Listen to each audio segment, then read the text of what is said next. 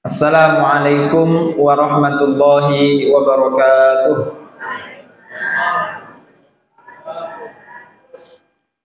Alhamdulillah, alhamdulillahilladzi hadana lihadza wa ma kunna linahtadiya laula an hadana Allah wa ma taufiqi wa la i'tisami wa la i'timadiya illa 'ala Allah.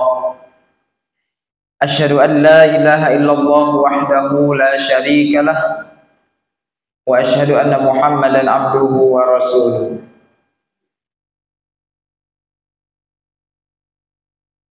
A'udzu billahi minasyaitonir rajim. Bismillahirrahmanirrahim. Ya ayyuhalladzina amanu ittaqullaha haqqa tuqatih wa la tamutunna illa wa antum muslimun.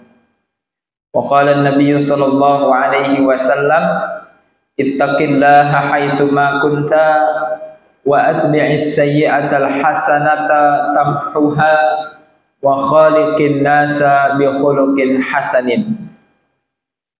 Alhamdulillah, puji dan syukur marilah senantiasa kita panjatkan kepada Allah Subhanahu wa taala di pagi hari yang cerah ini dan sejuk ini. Kita masih diberikan kesehatan jasmani dan rohani. Kalau hanya kesehatan jasmani, banyak orang-orang yang lebih sehat jasmaninya, namun kita juga membutuhkan yang namanya kesehatan rohani. Kita diberikan hidayah oleh Allah Subhanahu wa taala, diberikan kesadaran untuk terus senantiasa menghadiri tempat-tempat kebaikan dalam rangka menambah bekal-bekal kita untuk menghadap Allah Subhanahu wa taala. Salawat dan salam semoga senantiasa terlimpah dan tercurah kepada junjungan kita Nabiullah Muhammad sallallahu alaihi wasallam, kepada keluarga, para sahabat dan para pengikutnya. Semoga kita semua mendapatkan syafaat beliau di hari kiamat nanti.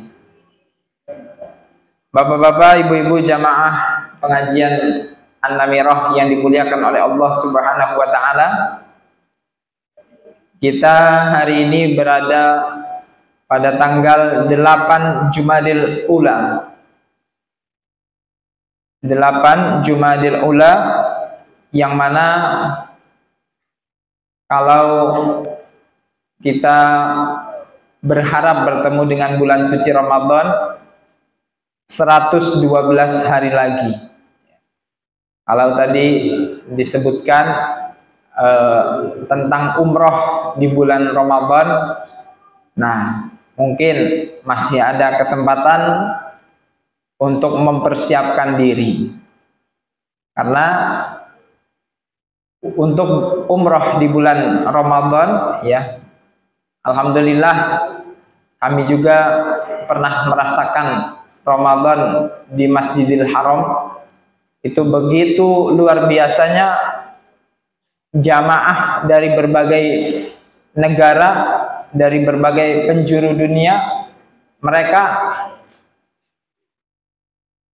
banyak yang tidak mau keluar dari masjid. Artinya mereka menetap di masjid.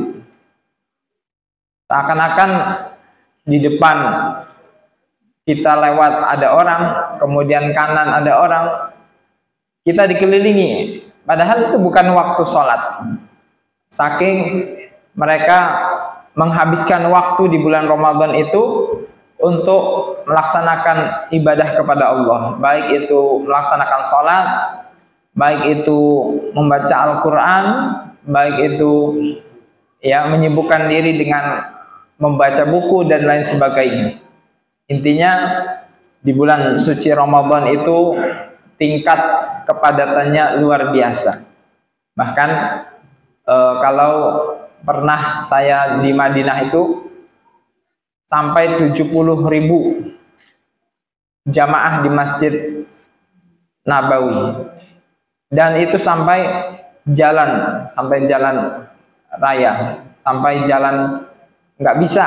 Seseorang mau masuk ke raudhah, jangankan raudhah, mau masuk ke pintu, ya pintu 7 atau pintu berapa saja itu udah luar biasa. Karena orang setelah selesai buka puasa, mereka nggak pulang, dan luar biasa memang.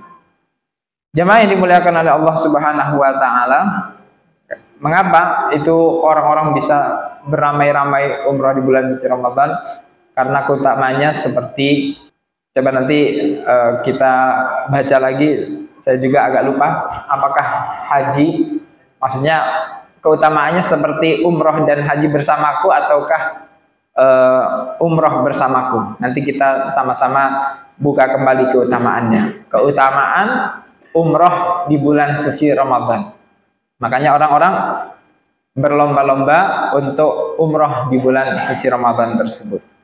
Apalagi di 10 hari terakhir, wah itu sudah luar biasa. Masjid seperti tempat tidur. Jadi di mana-mana ada orang tidur. Ada orang tidur, ada orang membaca Al-Quran dan lain sebagainya. Jadi luar biasa padatnya. Jamaah yang dimuliakan oleh Allah Subhanahu wa taala, pada kesempatan kali ini kita akan melanjutkan kembali apa yang menjadi pembahasan kita pada sebelum-sebelumnya, yaitu kita membahas tentang kitab Riyadhus Shalihin, yang mana kita sudah sampai pada pertemuan yang lalu sudah dibahas tentang kisah Ashabul Ukhdud, yang mana ada seorang anak bayi yang orang tuanya akan dilemparkan, namun beliau ragu untuk, ya, karena rasa kasihan tentunya ya Pak ya. Seorang ibu tidak mungkin membiarkan anaknya ikut bersamanya dalam siksaan tersebut. Ya, akhirnya sempat akan berpaling atau sempat akan kasihan kepada anak tersebut. Ternyata keajaiban Allah Subhanahu wa taala bisa menjadikan anak yang masih bayi yang seharusnya belum bisa bicara, tetapi Allah jadikan anak tersebut bisa bicara. Yang mana bicaranya bukan hanya sekedar bicara, ya, bukan hanya omong kosong, tetapi ucapan yang benar-benar mengukuhkan dan menguatkan hati ibunya yang tadinya akan berbalik karena rasa kasihan kepada anaknya, malah diberikan semangat, malah diberikan kekuatan supaya jangan ragu bahwasanya Allah Subhanahu wa taala akan bersama orang-orang yang sabar.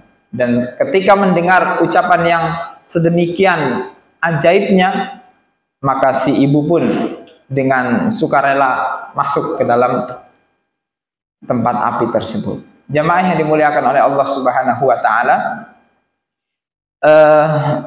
pada kesempatan kali ini kita akan membahas tentang hakikat sabar, ya. Hakikat sabar, hadis yang ke-32. Saya bacakan hadisnya. Wa an Anasin radhiyallahu anhu qala marra an-nabiy sallallahu alaihi wasallam bimra'atin tabki 'inda qabrin faqala ittaqillah wasbiri faqalat ilaika anni fa innaka lam tusab bi musibati wa lam ta'rifuni wa lam ta'rifhu faqila laha innahu an-nabiyyu sallallahu alaihi wasallam fa atat baban nabiy sallallahu alaihi wasallam falam yajid 'indahu bawabin faqalat lam a'rifuka faqala innamas sabru 'inda as-sadamatil ula muttafaqun alaih. Ini hadis ini luar biasa, nanti silahkan diambil pelajaran masing-masing. Dari Anas bin Malik radhiyallahu anhu, dia berkata, Nabi sallallahu alaihi wasallam pernah melewati seorang wanita yang sedang menangis di samping sebuah kuburan. Ada seorang ibu-ibu nangis di kuburan, di samping kuburan. Kemudian Rasulullah Shallallahu Alaihi Wasallam bersabda, ya, jadi posisinya seperti ini, Pak. Ibu itu menghadap, misalnya ini kuburan, ibu itu menghadap ke kuburan itu menangis, dan Rasulullah lewat di belakangnya. Kemudian Rasulullah mendengar tangisannya yang begitu histeris, ya, mungkin saking sedihnya, ya, saking sedihnya sehingga kata-katanya ya tidak terkontrol. Akhirnya Rasulullah memanggilnya dari belakang. Kata Rasulullah SAW, wahai fulanah, takutlah engkau kepada Allah, bertakwalah engkau kepada Allah, dan bersabarlah. Ya, kalau bahasa kitanya, Bu, sudah Bu, ingat Allah, sabar, ya. Lalu apa yang didapatkan, ya, ketika setelah menegur wanita ini, apa yang diucapkan oleh wanita ini kepada Rasulullah Sallallahu Alaihi Wasallam? Maka dia menjawab, pergi dariku, karena kamu tidak ditimpa seperti musibahku. Ya. Pergi-pergi, udah sana-sana. Kamu nggak ngerasakan apa yang aku rasakan. Kira-kira kalau kata orang zaman sekarang seperti itu. Udah pergi sana, Pak. Ganggu suasana saja. Kamu bisa ngomong seperti itu karena kamu tidak merasakan apa yang aku rasakan. Nah, karena sudah seperti itu, Rasulullah Shallallahu Alaihi Wasallam kemudian pergi. Ya, Rasulullah Shallallahu Alaihi Wasallam pergi. Dan wanita itu tidak mengenal Nabi karena posisinya sedang menghadap ke kuburan, hanya mendengar suaranya saja. Dikiranya orang lain, ya. Kayaknya suruh pergi. Pergi kamu.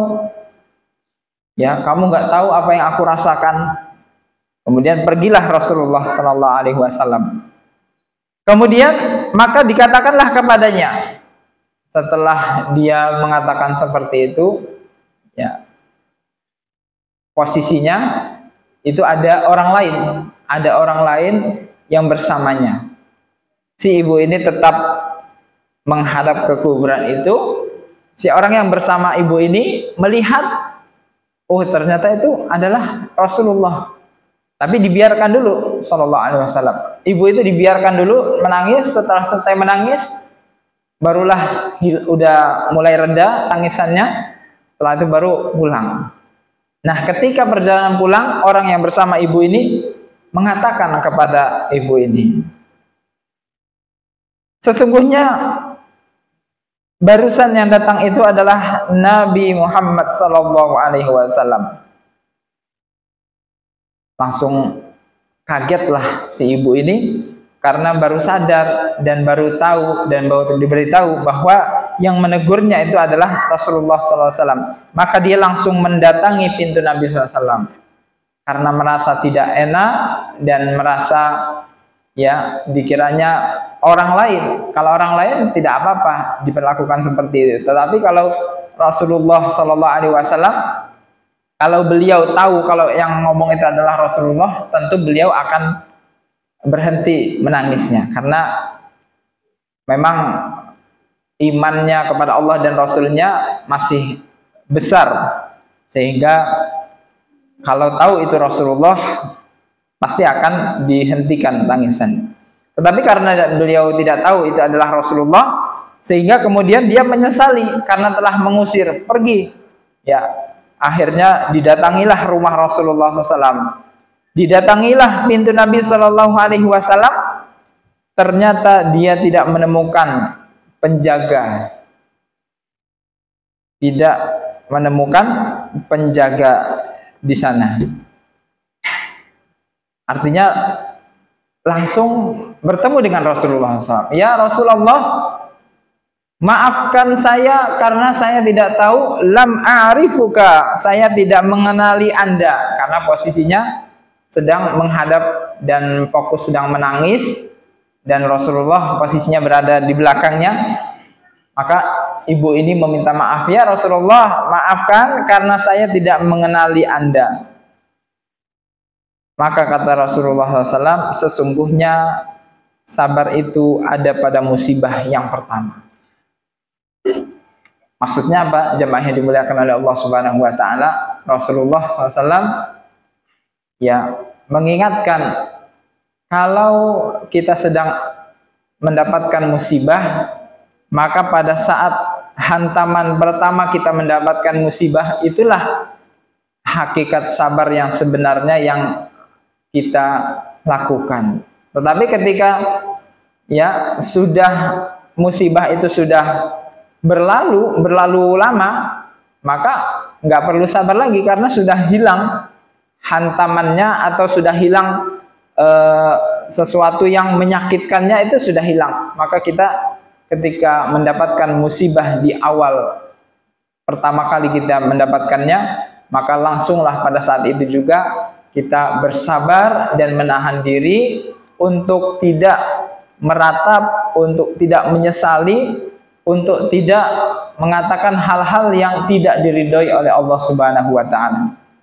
Dan jamaah yang dimuliakan oleh Allah Subhanahu wa taala, kalau kita perhatikan, ternyata nasihat Rasulullah sallallahu alaihi wasallam ini benar-benar luar biasa. Mengapa? Karena dengan seseorang mengeluh, dengan seseorang kalau ibu-ibu meratap ya, meratap atas kepergian yang anaknya yang dia cintai dan lain sebagainya, maka pada saat itu ratapannya tidak akan mengubah apapun. Ya, tidak akan mengubah, katakanlah, kenapa kamu begitu cepat, ya, kenapa, ya, intinya kata-kata yang aku tidak terima dengan apa yang sedang terjadi ini. Memang jemaah yang dimuliakan oleh Allah, kita boleh untuk menangis ya ketika terjadi sesuatu, ketika orang yang kita cintai, baik itu anak maupun orang tua maupun pasangan, ya. Ketika orang-orang yang kita cintai meninggal dunia, maka kita enggak ada salahnya kita kemudian menangis, meneteskan air mata. Karena Rasulullah Shallallahu Alaihi Wasallam ketika cucu beliau meninggal dunia, ya, cucu laki-laki, bukan cucu, anak beliau meninggal dunia yang bernama Qasim, Rasulullah Shallallahu Alaihi Wasallam meneteskan air mata. Lalu ditanyakan kepada Rasulullah, ya Rasulullah, apakah engkau tidak bersabar? Lalu kata Rasulullah SAW, innal ain la tadma, sesungguhnya mata itu memang harus diberikan haknya untuk meneteskan air mata, untuk menangis, untuk bersedih. Wa innal qulub la tahzan, dan hati memang tempatnya untuk bersedih ketika terjadi sesuatu. Tetapi selagi kesedihan itu tidak memunculkan ucapan-ucapan yang tidak diridhai oleh Allah Subhanahu wa taala. Selagi hanya sedih, hati sedih, kemudian mata berlinang air mata, itu masih dalam lingkup yang wajar. Tetapi kalau sudah sampai teriak-teriak, ya, sudah sampai marah-marah atas musibah yang dia alami, atas wafatnya orang yang dia cintai, kemudian dia marah-marah, kemudian dia menangis, teriak-teriak, apalagi sampai menyobek-nyobek bajunya, meratap. Nah, maka itu adalah sesuatu yang tidak diridhoi oleh Allah Subhanahu wa taala. Nah, maka Rasulullah SAW menegur wanita yang telah teriak-teriak tadi di kuburan. Wahai ibu, bersabarlah, ya. Maksudnya bersabar itu ya jangan teriak-teriak. Buktinya apa? Karena Rasulullah SAW juga sampai mendengar ucapannya, mendengar tangisannya yang sangat histeris seperti itu. Rasulullah menganjurkan bersabar. Bersabar itu ya diturunkanlah suaranya, diturunkan, kalau bisa tidak usah terucap kata-kata, cukup air mata saja yang menetes, hati saja yang sedih, itu sudah cukup. Tidak perlu kemudian sampai menangis, tabki indal qabr, menangisi apalagi di kuburan. Jamaah yang dimuliakan oleh Allah Subhanahu wa taala, tapi kalau sudah musibah itu atau wafatnya seseorang itu sudah lama, nah itu nggak ada nilai sabarnya, Pak. Misalnya saya punya tetangga saya ditinggal wafat oleh anaknya.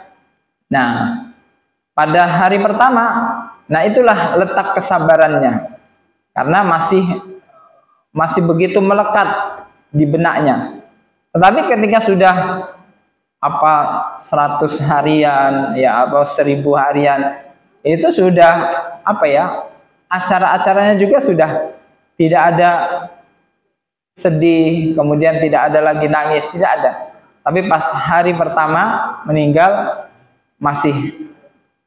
dia masih terbayang-bayang, kemudian dia masih sedih, bahkan sering merenung, sering bengong, kemudian dibilang, Pak, udah Pak, sabar Pak. Nah, jadi jangan sampai kemudian musibah yang menimpa seseorang itu membuat dia sangat terpukul sehingga dia terlalu berlebihan sampai teriak-teriak, atau kalaupun dia diamnya juga yang wajar.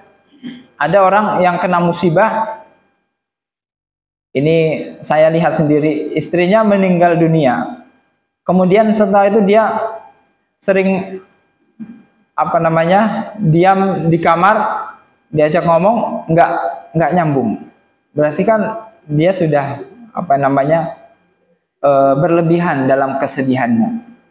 Ya memang seseorang perasaannya sangat mendalam karena sudah, ya bagaimana tidak sedih karena sudah sehidup semati ya sampai meninggal dunia, itu masih terbayang-bayang dalam benaknya sehingga dia begitu sedih, dan ketika diajak ngobrol sampai tidak sadar bahwa dia sedang diajak ngobrol. Baru setelah beberapa saat baru dia sadar, kenapa? Ngomong apa tadi? Nah, berarti benar-benar sampai hilang kesadarannya. Nah, Rasulullah SAW tidak menganjurkan kesedihan yang berlebihan seperti itu. Kalau kita sedih boleh, tetapi ya diatur-atur lah, jangan terlalu berlebihan. Ya, ketika ada tamu, ya tampakkan kalau dia tidak terlalu bersedih, karena tamu-tamu yang datang itu niatnya datang untuk takziah. Takziah itu artinya menguatkan, ya azza ya'uzzu azizun, yaitu menguatkan jiwa orang yang ditinggal wafat supaya mereka tidak terlalu bersedih. Jadi makna takziah itu menguatkan keluarga yang telah ditinggal wafat. Kita bertakziah menguatkan, ya menguatkan, sabar ya Pak ya. Insya Allah ibu sudah tenang di alam sana, ibu sudah istirahat, kemudian kita tinggal doakan saja semoga yang selama ini beliau amalkan, perbuat, diterima oleh Allah Subhanahu wa taala, dan semua kesalahan-kesalahannya diampuni oleh Allah Subhanahu wa taala. Jadi dikuatkan, bukannya malah kemudian iya Pak, iya, malah ikut nangis ya. Jadi sebagai orang yang bertakziah harusnya menguatkan keluarga yang telah ditinggal wafat oleh orang yang dia cintainya. Jemaah yang dimuliakan oleh Allah Subhanahu wa taala, jadi pelajaran yang bisa kita ambil adalah marilah kita menyikapi musibah itu dengan sewajarnya, dan kita dinilai kesabaran kita besar oleh Allah Subhanahu wa taala pada saat hari pertama kita mendapatkan musibah tersebut. Tapi kalau sudah berlalu 100 hari, saya sabar atas wafatnya anak saya, yaitu tidak ada nilainya karena sudah lama. Tetapi yang dinilai sabarnya oleh Allah Subhanahu wa taala adalah pada saat di hari itu ketika dia mendapatkan musibah. Jamaah yang dimuliakan oleh Allah Subhanahu wa taala, hadis yang selanjutnya menceritakan tentang balasan bagi orang-orang yang bersabar atas ditinggal wafatnya oleh orang yang dia cintai. Wa an Abi Hurairah radhiyallahu anhu anna Rasulullah sallallahu alaihi wasallam qala yaqulullahu ta'ala ma li'abdil mu'min 'indi jazaa'un idza qabadtu safiyahu min ahli dunya summa ihtasabahu illal jannah, rawahul Bukhari. Dari Abu Hurairah radhiyallahu anhu bahwa Rasulullah sallallahu alaihi wasallam bersabda, Allah Subhanahu wa taala berfirman, tidak ada balasan bagi hambaku yang mukmin apabila aku cabut nyawa kekasihnya atau orang yang dia cintainya dari penduduk dunia, kemudian dia bersabar dan mengharapkan pahala, melainkan balasan baginya adalah surga. Hadis riwayat Al-Bukhari. Jadi ini hadisnya Rasulullah SAW langsung mendapatkan dari Allah Subhanahu wa taala.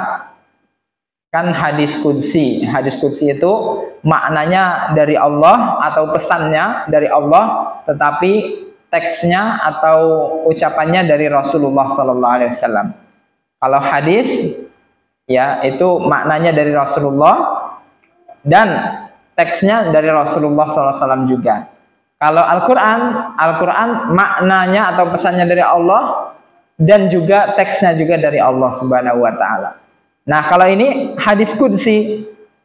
Jadi pesannya dari Allah atau inti substansinya dari Allah, kemudian diucapkan dengan bahasa Rasulullah sallallahu alaihi wasallam.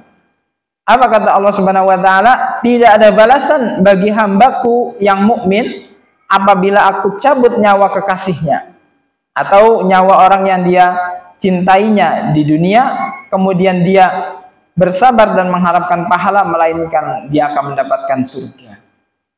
Nah, jadi jamaah yang dimuliakan oleh Allah Subhanahu wa taala, memang bersabar ini bukan hanya sekedar bersabar ya Pak ya, tetapi mengharapkan dengan musibah itu dia mendapatkan surga.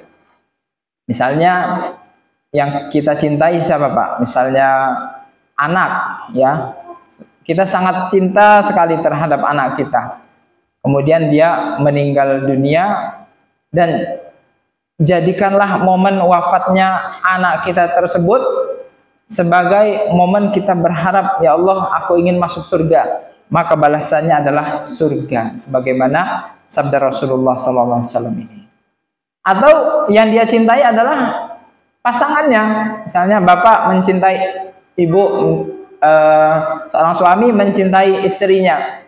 Nah, itu meninggal dunia dan sangat sedih beliau, sangat sedih. Nah, ketika momen seperti itu dijadikan untuk berharap surga, ya, karena termasuknya istrinya adalah orang yang dia cintai.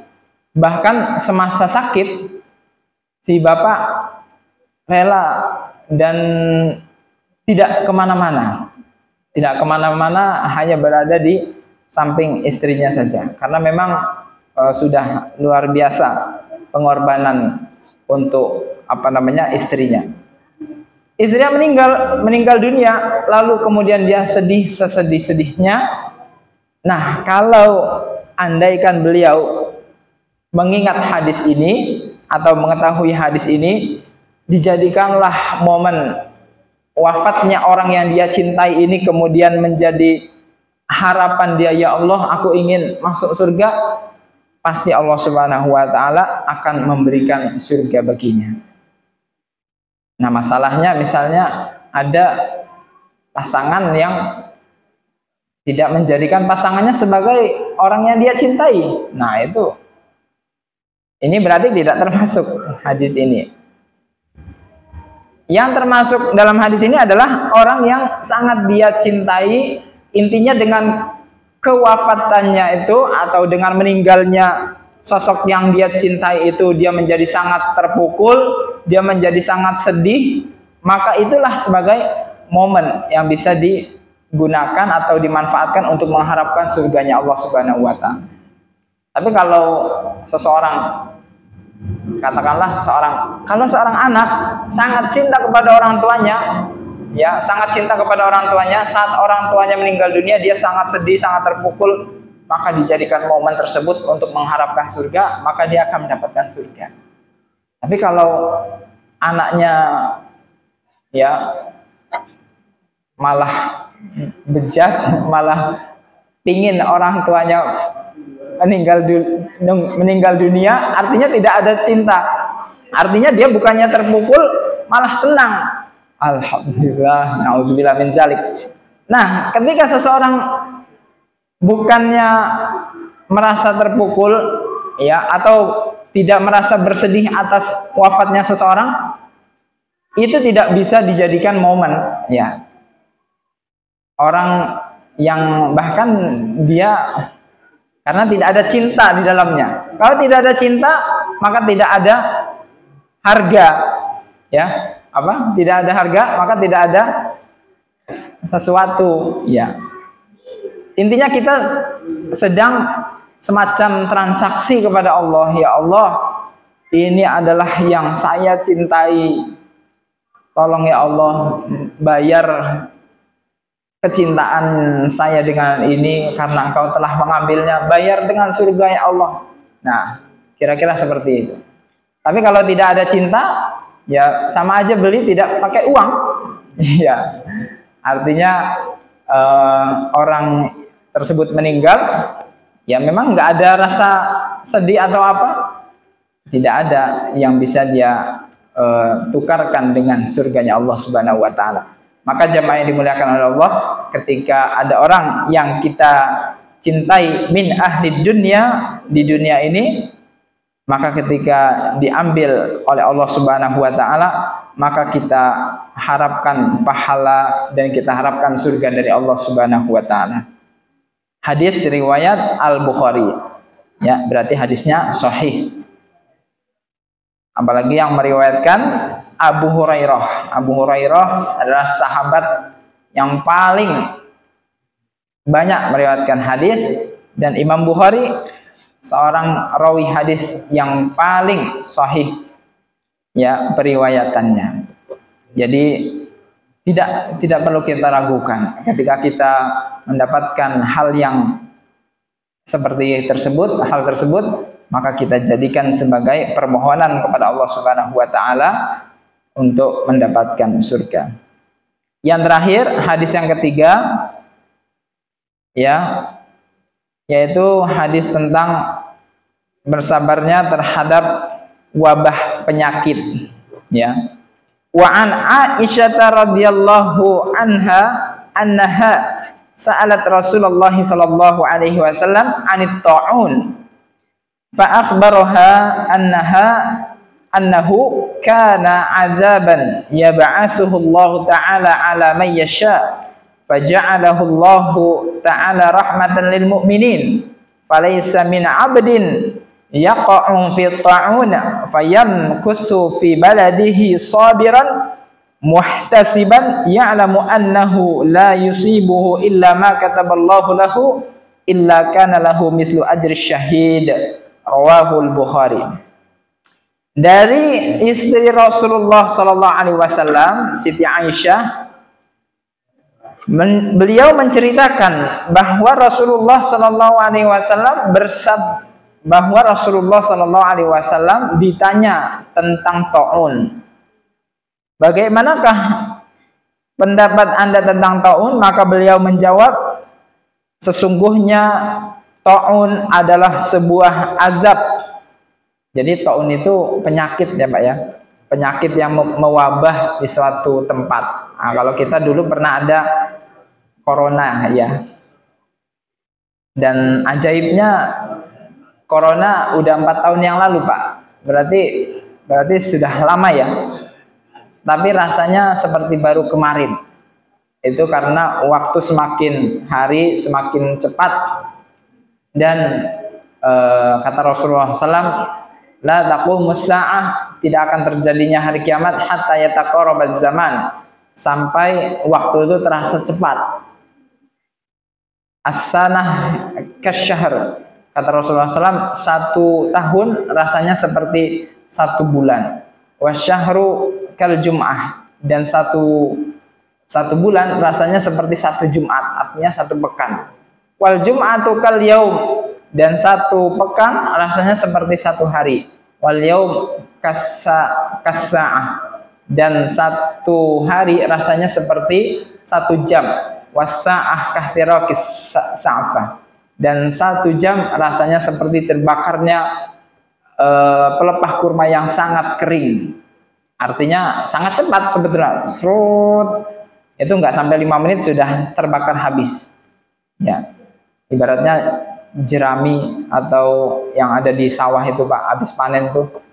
Itu kalau apinya besar itu cepat habisnya. Nah, itu menandakan bahwasanya semakin lama ya, semakin dekatnya hari kiamat, waktu itu terasa begitu cepat, dan kita merasa tiba-tiba udah Jumat lagi, tiba-tiba sudah gajian lagi. Nah, kalau sudah gajian lagi mah enak ya, Pak ya, cepet. Tapi kalau kok bayaran lagi, nah itu nggak enak. Tagih utang kok nggak enak, tapi pas gajian enak. Nah, Rasulullah Shallallahu Alaihi Wasallam menceritakan tentang wabah suatu penyakit.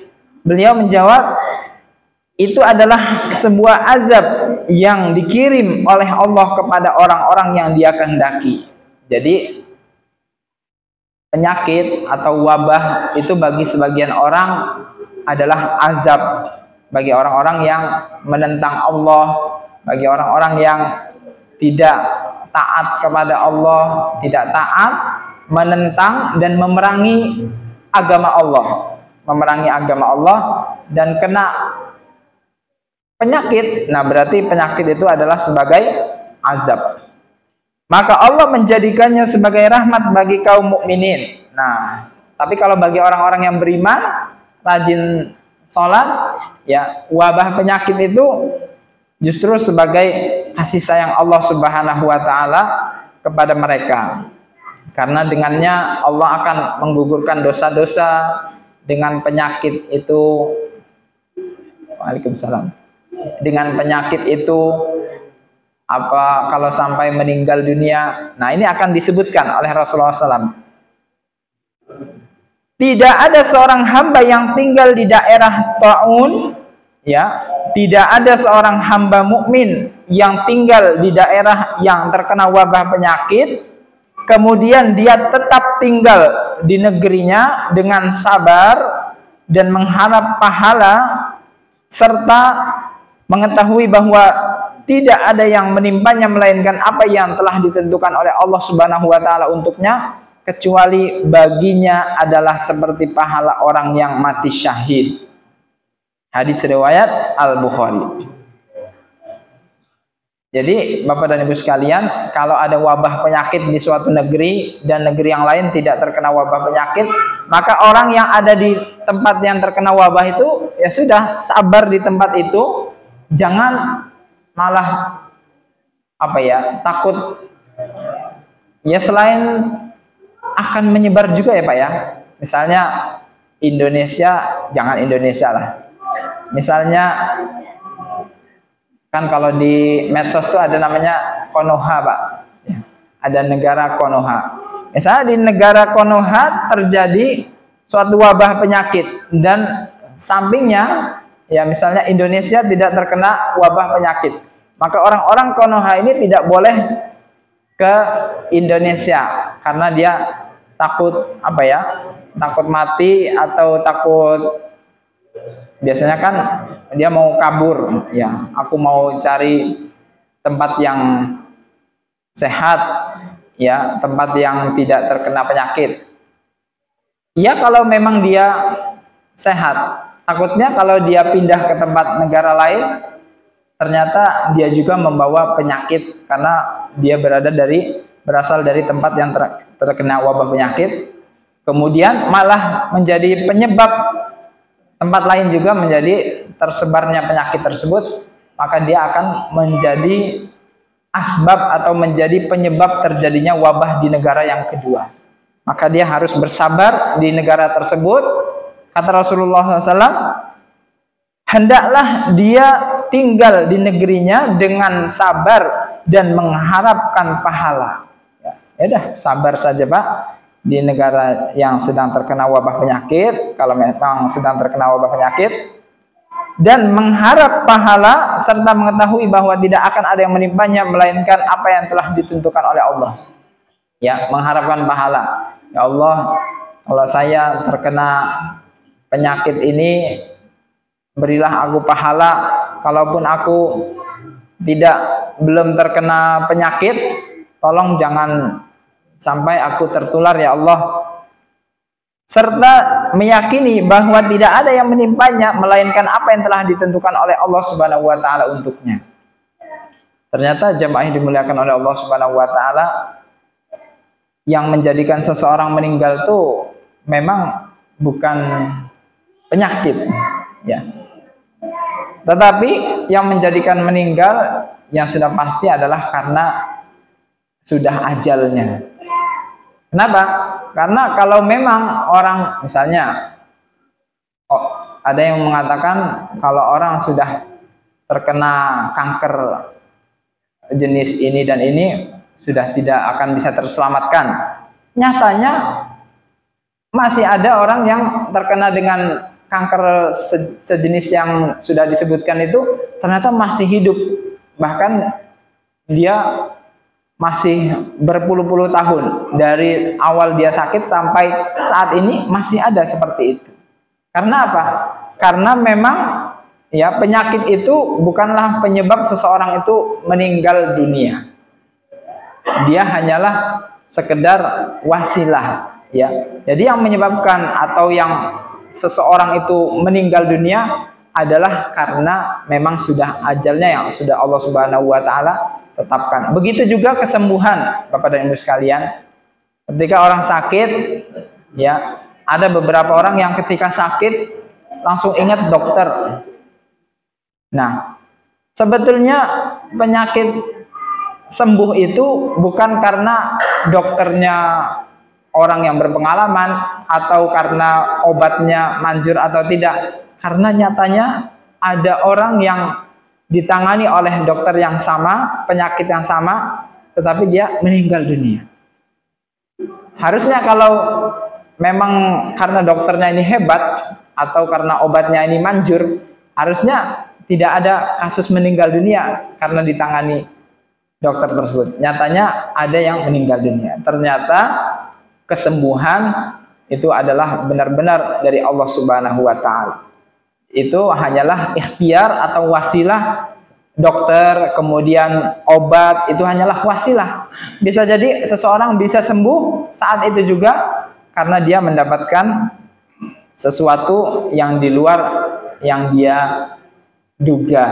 Ya, misalnya hanya karena minum air putih atau hanya karena minum air zam-zam, kemudian dia bisa sembuh. Dan sembuhnya atas izin dan berkat pertolongan Allah Subhanahu wa taala. Jadi sebagai orang yang beriman, kita harus meyakini bahwa kata Rasulullah SAW, tidak ada yang menimpa melainkan apa yang telah ditentukan oleh Allah Subhanahu wa taala untuknya. Jadi kalau kita mau berada di tempat wabah penyakit kayak manapun, kalau memang Allah belum berkehendak kita terkena, ya insya Allah kita akan sehat walafiat. Ada seorang yang tinggal di tempat keluarganya semuanya sakit. Ya, secara akal, secara logika harusnya dia juga sakit. Ya, tetapi karena Allah Subhanahu wa taala lah yang menyembuhkan, dan Allah Subhanahu wa taala lah yang berkehendak untuk mengizinkan sakit itu untuk menimpa seseorang atau tidak. Kalau seseorang sudah berusaha sekuat tenaga, ya, kalau Allah Subhanahu wa taala sudah mentakdirkan, maka tidak akan ada yang bisa mencegahnya, karena Allah Subhanahu wa taala lah yang berkuasa atas segala sesuatu. Ya. Jadi pelajaran yang bisa kita ambil bahwa Rasulullah Shallallahu alaihi wasallam ya menyebutkan kalau seseorang sabar di suatu tempat yang terkena wabah penyakit, kalaulah dia meninggal dunia, maka pahalanya seperti orang yang mati syahid. Mati syahid itu keutamaannya apa, Pak? Akan diampuni dosa-dosanya, kecuali hutang, ya Pak. Ya. Karena hutang itu urusannya dengan manusia. Yughfaru li awwali daf'atin min dami. Akan diampuni semenjak dia terkena penyakit tersebut. Dosa-dosanya akan diampuni oleh Allah Subhanahu wa taala.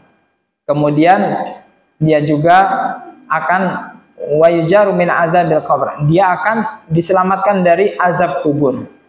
Orang yang mati syahid akan diselamatkan dari azab kubur. Wa yu'manu min faza'il akbar. Dia akan diselamatkan dari goncangan yang sangat dahsyat di hari kiamat nanti. Nah, kira-kira kita menginginkan nggak Pak mati syahid? Ingin, ya. Wa yuzawwaju. Nah, itu sudah banyak keutamaannya. Nanti silahkan dicari Bapak dan Ibu sekalian keutamaan orang yang mati syahid. Nah, tadi saya ngobrol dengan Bapak siapa? Iya, tentang orang yang mati syahid.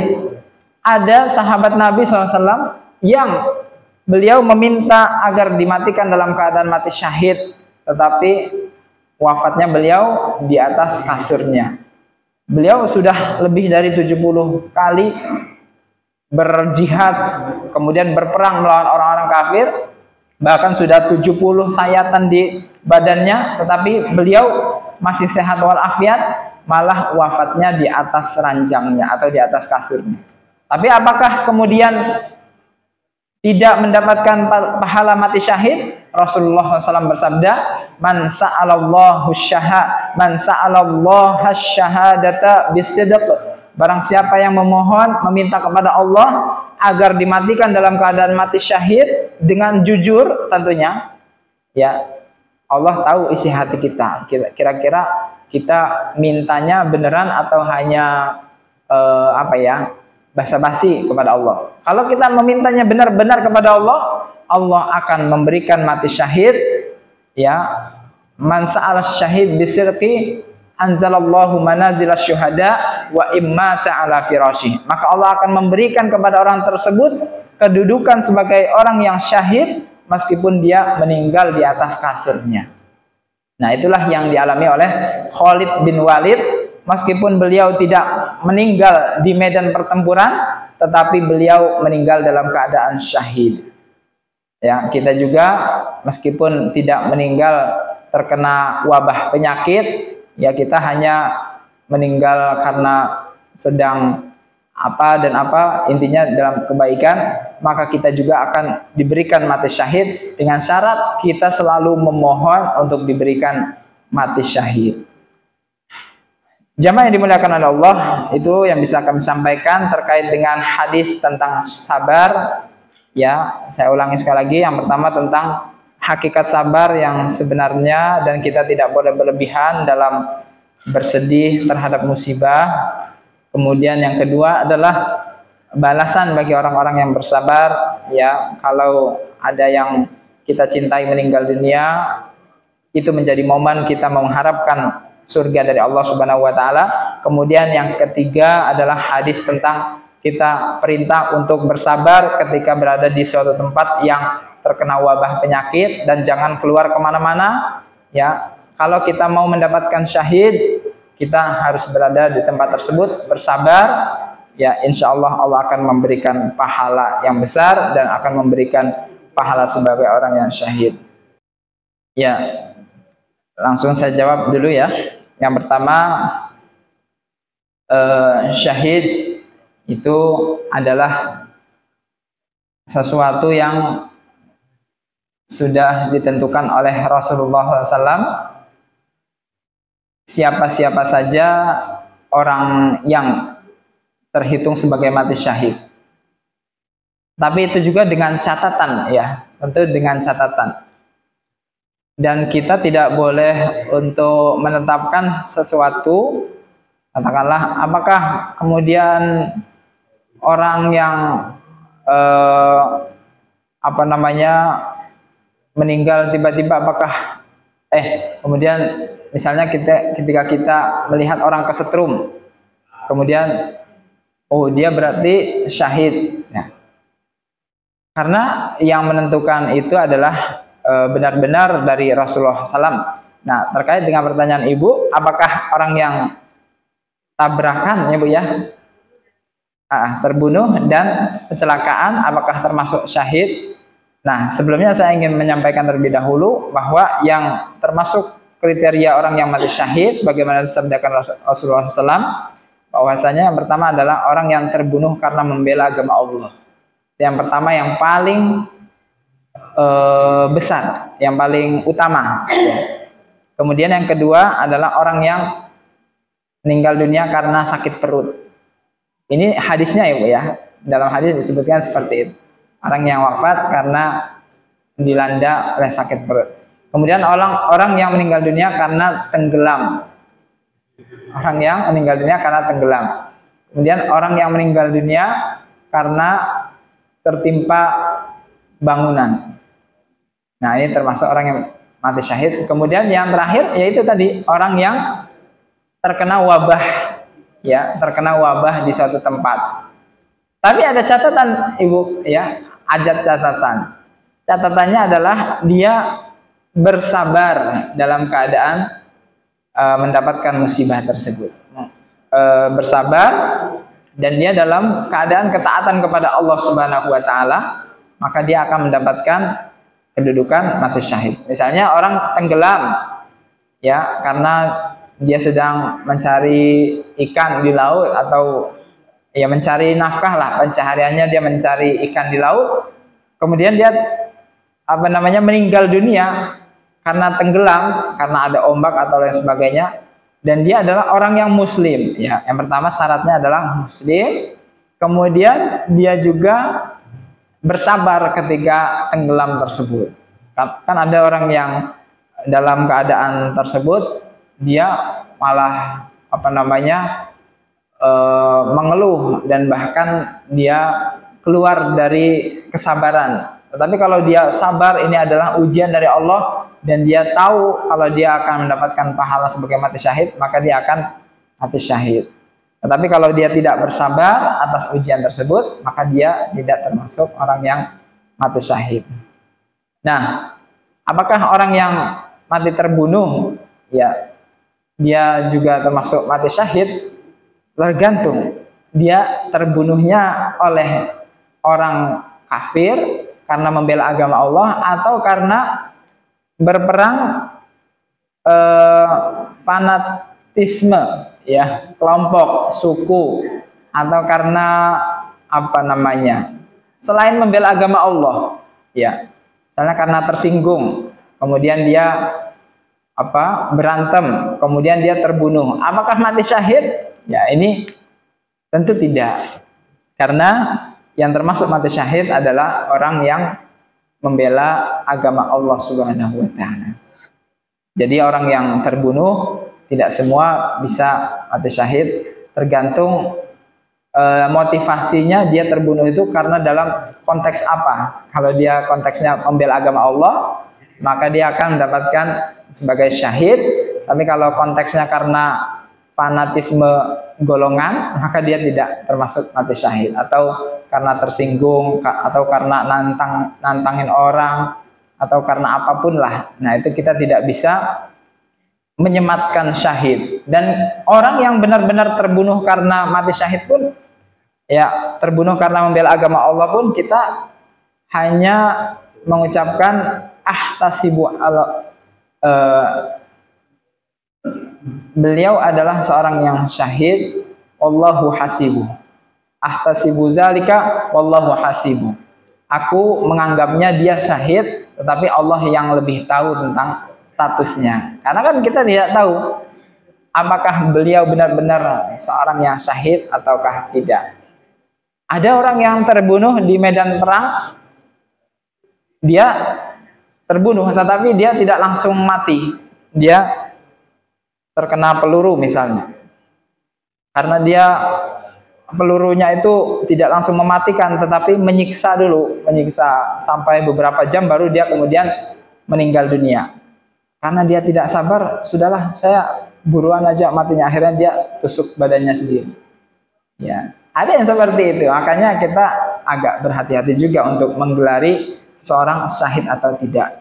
Tetapi yang jelas kalau seseorang meninggal dalam keadaan memohon kepada Allah, ya Pak ya, makanya ini perlu untuk ditekankan. Kalau kita sering memohon kepada Allah supaya mati syahid, maka apapun kondisi kita, insya Allah syahid. Baik itu kita sedang masang listrik, tiba-tiba kesetrum, insya Allah syahid. Kenapa? Karena kita selalu meminta kepada Allah, dan janji Allah, orang yang selalu meminta akan diberikan mati syahid. Atau kita meninggal dalam keadaan, ya misalnya sedang sujud, ya syahid juga, insya Allah. Jadi lebih seperti itu ya Bu ya. Orang yang terbunuh, kalau terbunuhnya karena apa dulu? Kalau dia terbunuhnya karena membela agama Allah, insya Allah syahid.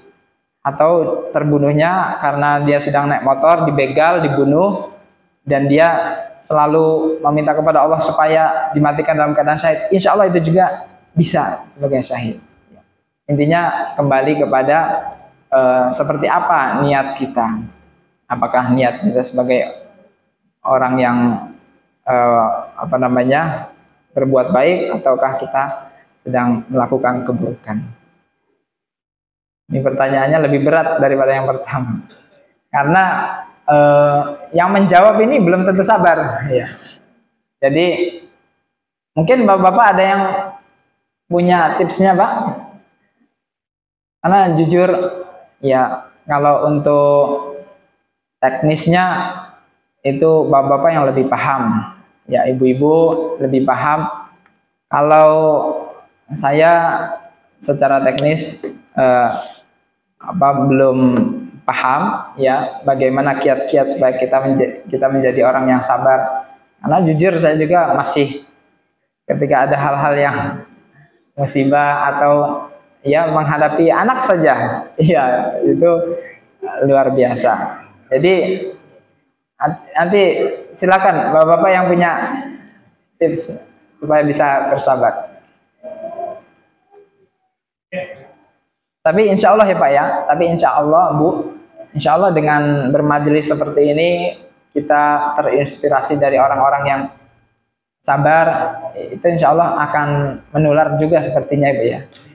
Insya Allah. Misalnya kalau kita bergaulnya sama orang-orang yang haus dunia, insya Allah kita juga akan haus dunia. Kita bergaul dengan orang yang rajin ibadah, insya Allah kita juga akan tertular rajin ibadah. Paling tidak kita akan, meskipun tidak diceramahin sama orang tersebut, kita melihat kesolehan dia saja sudah terinspirasi. Melihat orang yang bersama orang yang sabar, insya Allah kita juga akan, Masya Allah sabar ya, saya mau menjadi seperti itulah.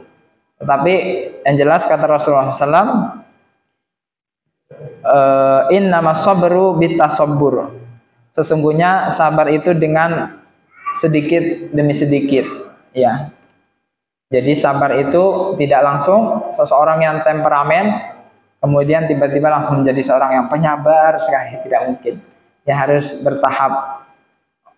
Mungkin hari pertama dia marahnya 5 jam, nah mungkin bulan depan berkurang jadi 4 jam marahnya dalam sehari, kemudian bulan depannya atau berapa bulan berikutnya menjadi 3 jam ya, karena bertahap. Jadi bersabar itu tidak bisa langsung. Orang yang temperamen menjadi orang yang penyabar, orang yang mudah sedih, ya mudah tersinggung, tidak mungkin langsung menjadi orang yang penyabar. Mungkin butuh waktu aja, insya Allah. Dan satu lagi yang pasti doa ya Bu ya. Betul nggak Pak? Ya, insya Allah doa ini solusi dari segala yang kita inginkan. Kita ingin menjadi hamba yang taat, insya Allah kita akan dibimbing oleh Allah. Kita ingin menjadi orang yang penyabar, insya Allah akan dibimbing, diarahkan oleh Allah Subhanahu wa Ta'ala. Ya. Dan kalau kita berdoa, ya, insya Allah kita akan selalu diberikan apa yang terbaik yang Allah Subhanahu wa Ta'ala persiapkan untuk kita semua. Kalaulah kita sudah berusaha semuanya, tetapi kok sepertinya saya belum bisa menjadi orang yang penyabar ya, sebetulnya pengakuan tersebut sudah menjadi poin tersendiri. Karena ada orang yang nggak sadar kalau dia itu dalam posisi yang temperamen. Ya, saya ini udah sabar ya. Nah, tapi kalau orang sudah ada pengakuan, kok saya ini susah sekali untuk sabar ya. Nah, berarti dia sudah ada kesadaran. Dan insya Allah kedepannya mesti akan menjadi lebih baik dulu. Yang penting sudah ada kesadaran gitu. Masalahnya itu orang tidak sabaran, tapi dia menganggap dirinya saya ini udah sabar. Nah, itu yang repot. Jadi insya Allah Bu, insya Allah dalam keadaan Ibu sedikit demi sedikit, belajar sedikit demi sedikit. Kalau secara teknis pastinya saya tidak tahu, ini secara umum saja. Insya Allah Allah akan memberikan kesabaran kepada kita semua, dan dengan doa insya Allah Allah akan memudahkan urusan kita semua. Amin ya rabbal alamin. Tadi syahid di dunia dan syahid di akhirat. Iya, kalau syahid itu kan artinya orang yang disaksikan, wafatnya disaksikan. Nah, kalau di dunia berarti dia disaksikan oleh para malaikat bahwa orang tersebut meninggal dalam keadaan syahid. Orang yang dalam Al-Quran juga kan disebutkan, a'udzubillahi minasyaitonir rajim, syahidallahu annahu la ilaha illahu wal malaikatu wa ulul ilmi qa'iman bil qist. Bukan, yang tentang wal mustaghfirina bil ashar. Saya lupa. Intinya kalau syahid di dunia itu karena dia disaksikan oleh para malaikat dan disaksikan oleh orang-orang yang beriman. Orang-orang yang beriman, mereka bersaksi bahwa orang ini adalah orang yang dalam keadaan syahid secara zohir, ya Bu ya. Secara zohir dia terlihat sebagai orang yang syahid dan dia sebagai orang yang baik, meninggal dalam keadaan membela agama Allah, maka disaksikan oleh para orang-orang muslim, nah, bahwa dia adalah dalam keadaan baik. Makanya kalau dalam sholat jenazah itu, setelah sholat jenazah, apakah jenazah ini dalam keadaan baik? Khair, ya. Alaysa alal khair, ya, semuanya bersaksi.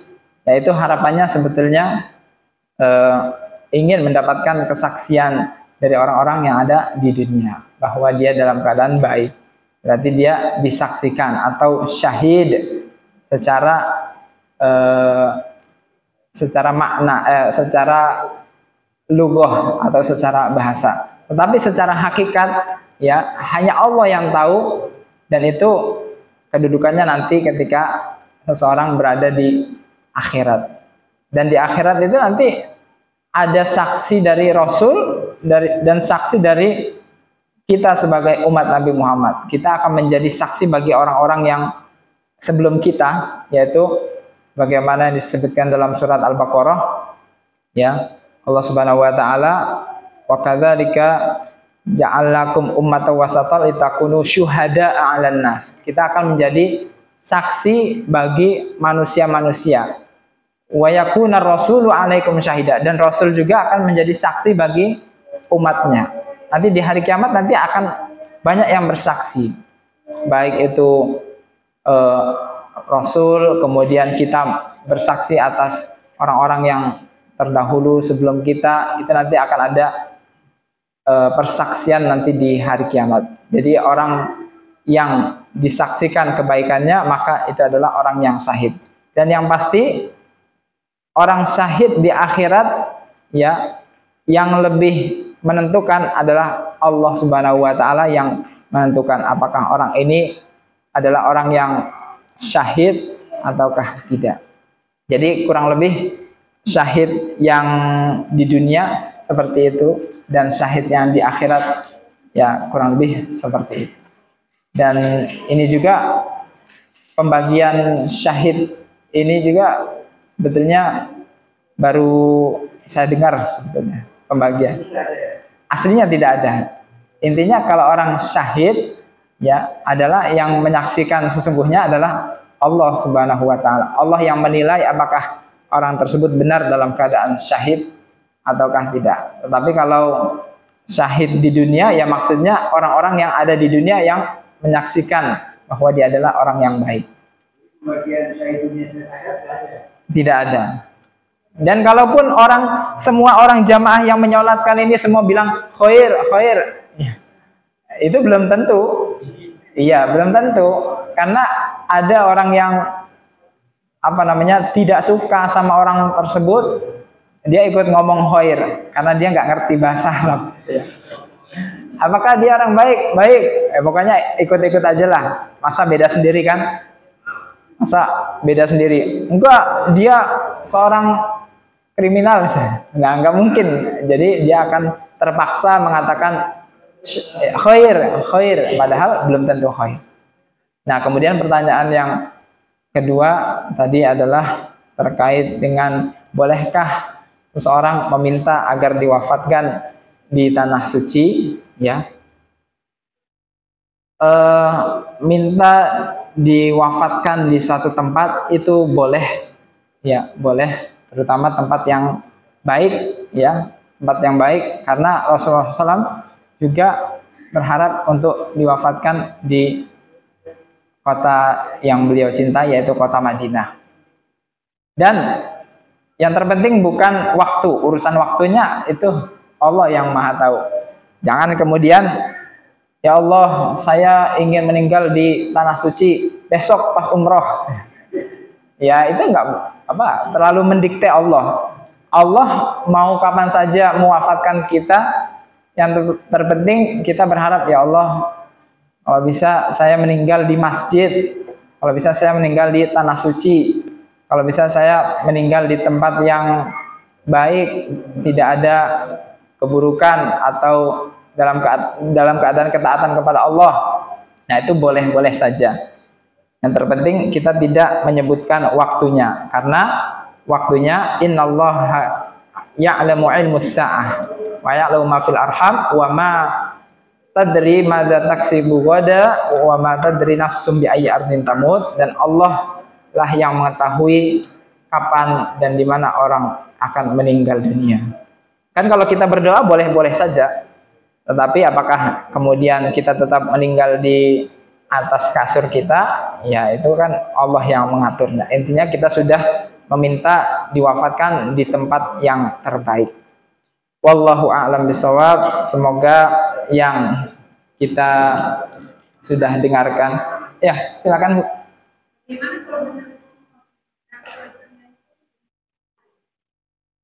Husnul Khatimah Ibu ya. Ya. Husnul Khatimah itu adalah baiknya penutup. Husnu itu artinya baik, khotimah itu penutup. Jadi kita meninggal dengan penutup yang baik. Entah itu kita sedang umroh, entah kita sedang sholat, entah kita sedang berpuasa atau membaca Al-Quran. Tetapi ya ini mohon izin Bapak dan Ibu sekalian, Allah Subhanahu wa Ta'ala tidak menentukan seseorang kebaikan seseorang itu dengan hanya akhirnya saja. Misal, mohon maaf, orang dalam kehidupan sehari-harinya misalnya judi, kemudian minum homer dan lain sebagainya, kemudian dia ketika sedang umroh ya, atau misalnya orang pernah korupsi gitu, orang pernah sering korupsi dalam hidupnya, kemudian dia meninggal dalam keadaan bersujud kepada Allah Subhanahu wa Ta'ala. Apakah kemudian orang tersebut akan diampuni oleh Allah Subhanahu wa Ta'ala? Itu hak Allah Subhanahu wa Ta'ala. Yang jelas, kalau dia meninggal dunia ketika dalam keadaan bersujud dan kita tidak tahu, barangkali dia ketika sebelum meninggal itu dia sudah bertaubat ya Bu ya. Ya Allah, ampunilah aku nggak akan melakukan perbuatan itu lagi. Tiba-tiba meninggal dunia. Nah, tentu baik ya Bu ya. Allah akan dengan rahmat dan kasih sayang Allah akan mengampuni dosa-dosanya yang terkait dirinya dengan Allah. Tetapi kalau dosanya kaitannya dengan manusia, seperti misalnya korupsi itu kan berarti makan uang rakyat, kemudian menzolimi orang, itu tetap akan ada hisabnya di hari kiamat nanti. Karena ngerinya perbuatan zolim itu, meskipun seseorang sudah bertaubat, ya hanya dosa antara dirinya saja dengan Allah. Misalnya minum khamar kan yang dirugikan diri kita sendiri ya Bu ya, misalnya. Nah, kalau pernah minum khamar atau melihat sesuatu yang haram, itu akan diampuni oleh Allah. Tetapi yang kaitannya dengan urusan zolim kepada orang lain, itu tetap akan ada hisabnya. Dan seseorang tidak akan diterima taubatnya dari Allah Subhanahu wa Ta'ala sebelum dia minta diikhlaskan dari orang-orang yang pernah dia zalimi. Jadi kalau orang ya meninggal dunia dalam keadaan husnul khotimah dengan penutup yang baik, ya kita berprasangka baik aja. Bisa jadi sebelum beliau meninggal, misalnya meninggal dalam keadaan sujud, bisa jadi dia pernah berdoa kepada Allah, ya Allah ampunilah dosa-dosa saya seluruhnya. Ya, itu insya Allah diampuni oleh Allah Subhanahu wa Ta'ala. Tetapi dosa yang terkait dengan dirinya dengan Allah Subhanahu wa Ta'ala saja. Tapi kalau dosa terkait dengan zolim kepada orang lain, itu harus diminta keikhlasannya. Maka kita sebelum meninggal dunia, barangkali ada orang yang pernah kita serobot tanahnya, kita kembalikan. Kita pernah curi manggahnya misalnya. Kita bilang, Bu, dulu tahun 80 saya pernah nyolong manggah. Atau beberapa tahun yang lalu saya pernah ambil mangga, ikhlasin ya Bu ya. Ya. Atau pas maaf-maafan ketika hari raya Idul Fitri itu jadi momen juga Bu, disebutkan aja kesalahannya apa. Bu, maaf ya Bu ya, aku itu pernah ngomongin ibu loh. Nah, itu disampaikan, jangan maaf lahir batin ya. Ya kalau itu pasti dimaafkan, karena nggak tahu kesalahannya apa, karena itu cuma sekedar ucapan, kalau boleh saya kasarnya, omong kosong. Itu cuma pemanis mulut aja. Aslinya kan kalau dia tahu kesalahannya, belum tentu dimaafkan. Tapi kalau kita sudah minta maaf, nah itu udah insya Allah diampuni oleh Allah. Meskipun orang yang kita mintai maaf, dia tidak memaafkan kita. Ya, jadi kita harus meminta maaf atau mengembalikan hak-hak orang yang pernah kita zalimi. Urusan dia nggak memaafkan, ya yang penting kita sudah berusaha dan Allah yang akan mengampuni kita. Jadi seperti itu, husnul khotimah artinya penutup yang baik. Ya, jadi kita semua ingin akhir hayat kita ditutup dengan hal-hal yang baik. Nah, kalau syahid yaitu beda. Kalau syahid itu bisa jadi seseorang meninggal dalam keadaan biasa, tidak sedang melakukan ketaatan, misalnya lagi naik motor ketabrak, bisa jadi dia syahid karena dia selalu meminta kepada Allah agar diberikan mati syahid. Wallahu a'lam bishawab. Alhamdulillahirabbil alamin. Billahi taufiq wal hidayah. Wassalamualaikum warahmatullahi wabarakatuh.